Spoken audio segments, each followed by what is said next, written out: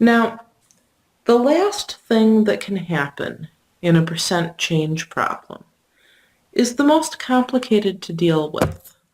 And that is, we might know the percent change and the final amount and want to find the starting amount. In this case, we don't have a choice. We need to figure out the final percent and then use a proportion to find the starting amount. And the proportion that we'll use in solving a problem like this is slightly different than the proportions we've been using so far. We'll use final amount over starting amount equals final percent over 100. So instead of the percent change, we'll be using the final percent in our proportion. Let's see an example of a problem of this type. Suppose that the price of a cup of coffee increased by 75% and it now costs $2.80. How much did a cup of coffee cost before?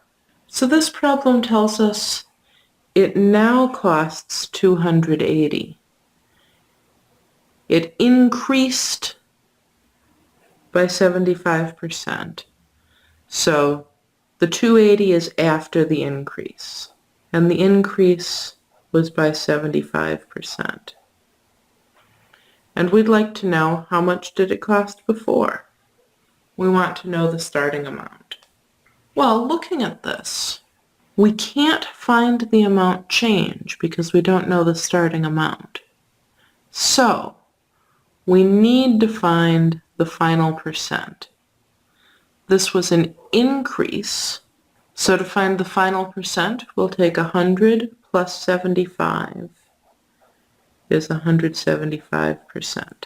And so now we set up the proportion final amount over our unknown starting amount is our 175% over 100. So cross multiply. 280 times 100 is x times 175. 280 times 100 is going to be just 280. What times 175 gives me 280? Well, that's the same question as what is 280 divided by 175. Let's do that division. 175 into 280. Problems like this will often have kind of hardish division problems because we'll have to divide by the final percent. 175 goes into 280 only once. 5, 0, 1. Add a 0.0. How many times does 175 go into 1050? Not a clue. Let's try 5. 5 times 7 is 35, 36, 37. 5 times 1 is 5, and 3 is 8. 5 was too small, but maybe 6. 6 times 5 is 30. 6 times 7 is 42, 43, 44, 45. 6 times 1 is 6, and 4 is 10. Oh, yeah, 6. Nothing left over. So x is 1.6. How much did coffee used to cost? Well, we like to have 2 decimal places in amounts of money. Coffee used to cost $1.60. Let me give you one of these to try. Suppose Mary's hours have been cut by 40%.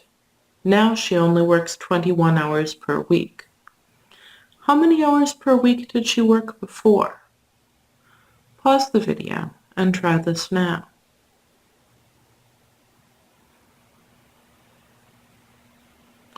So reading through the problem, we first see that Mary's hours were cut by 40%. If her hours were cut, that means she has less hours now. So the percent change is 40. and it's a decrease. Now she only works 21 hours per week. They were cut.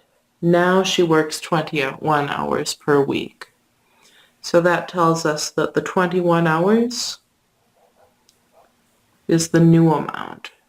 How many hours per week did she work before? That tells us we're looking for the starting amount. So, in order to solve this, we'll need to set up a proportion using the final percent, because the only amount that we know is the final amount. 100 minus 40, that's 10 minus 4 with a 0 on the end. So that's 60. The proportion we're going to set up, then, 21 over our unknown starting amount, is the final percent, 60, out of 100. Cross multiplying, 21 times 100 is x times 60. 2100 is x times 60. What times 60 is 2100? That's the same question as what is 2100 divided by 60. I'm going to cancel a 0, and instead of doing 2100 divided by 60, I can now do 210 divided by 6. 6 goes into 2, not at all. It goes into 21 3 times. 6 goes into 30 5 times. And so my x is 35. What's the answer to my question? Mary used to work 35 hours per week.